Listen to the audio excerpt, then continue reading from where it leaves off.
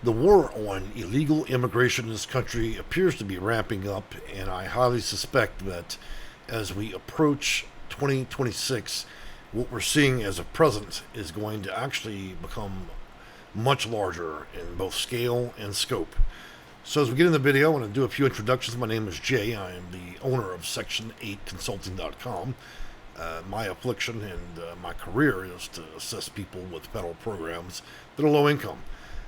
The reason for the video is what takes a heavy burden and load on the taxpayer besides these programs would be those that are illegally here in the country, illegal aliens that preside anywhere from 20 to 40 million throughout the nation that in many ways have committed fraud through the system and have been able to weaponize federal programs to service them right after arrival when our own people in the U.S.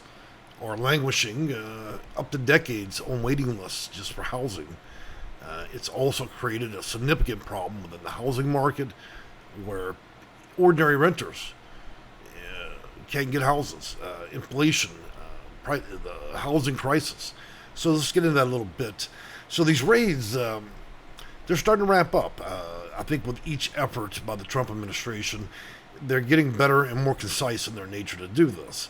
Now, clearly, the agenda early on was to address a lot of the sanctuary cities and possibly democratic states, but this scope will not be limited to that. One thing that I've learned very quickly about the current president is he does what he wants, and he does not care if you are a Democratic or Republican state. There's no exemptions. Business is business, though I think there probably be a little bit more consensus on Republican states for targeting probably mostly Democratic cities. But as of present, we know there has been a large-scale operation throughout Washington, D.C. That's old news. And, of course, Los Angeles. Adding to that will be Chicago, Illinois. And, at present, he is ramping up at 35,000 troops, okay? That's a fairly large number. And I believe that is the tip of the iceberg. I'll tell you why. In 2026, if my feelings on this matter are correct, I believe that these numbers are going to triple. So, besides Chicago, there has been targeting throughout Louisiana. Baton Rouge and New Orleans is on the hit list. State of Arkansas has asked for the help, so you should expect that Little Rock, Arkansas likely will be consumed. Memphis, Tennessee, Cleveland, Ohio, and St. Louis, Missouri. St. Louis and Cleveland are the newer targets being considered, and usually by request of the mayors or the governors of those states. I eventually see this happening probably throughout Houston, Dallas, Austin, Fort Worth. And as we move in 2026, when we look at 2025, this is a practice ground of how to roll out a bit of an invasion to deal with immigration and deport people. Once the playbook or SOP or standard operating procedure is perfected, then there'll be larger scale. There's already talk in the state of Florida in mobilizing this on the highways, which means that it would make it incredibly hard to remain in the country if you're checked every time you drive somewhere. And so they're trying to implement this through the trucking system because they have to stop automatically. So anybody throughout the state of Florida, as that may be implemented soon, if you are in the country illegally and you're driving trucks or anything else and you got a DODT stop, you're gone. Complimentary handcuffs, free trip to the airport, and you're gone, okay? So as we ramp this up, I believe that what we may see play out in 2026 would be there may be stops throughout a lot of these cities. And in other words, they're going to do car checks. And the issue at play will be whether or not there has to be reasonable cause to stop these cars or not. But if that plays out, then there will be significant numbers of people on a grand scale being ejected out of the country because they don't have a right to be here and because they're taxing the system.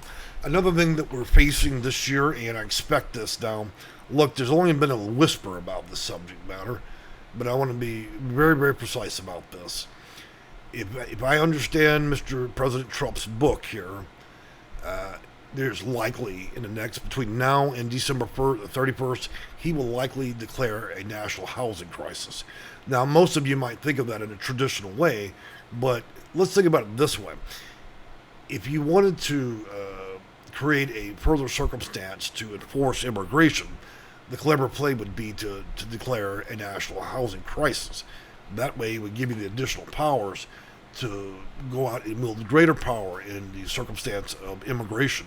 In other words, stopping vehicles and so on. That likely would cause tens of millions to be deported at this point.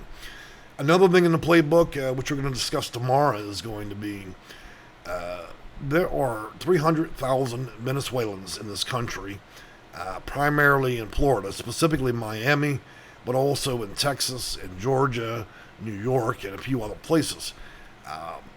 They're challenging that at the Supreme Court level right now, and there should be a result pretty soon. Why is this so important for Americans, actual Americans that are here and have always been here?